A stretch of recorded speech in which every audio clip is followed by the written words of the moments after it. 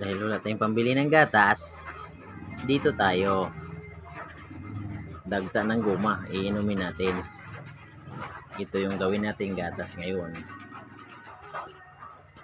Yan yung mga kapobre ha. Pag pobre ka, wala kang pambili ng gatas. Ito, dagta ng guma. Ayan o, tumutulo o.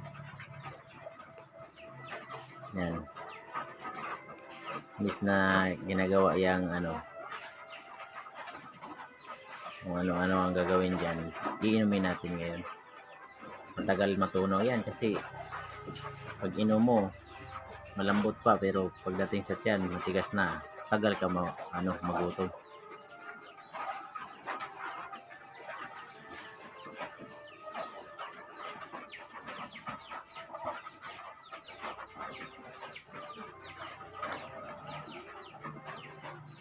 Pag ka talaga, mahirap ka lang.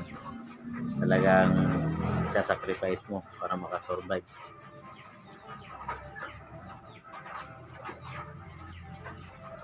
A few moments later. Ayan. Puno na. Punong-puno na. Oh. Ayan. Si Boy Tapang kumakain ng tae. Ako naman, iinom ng dagta ng guma. Ayan. Sarap. What?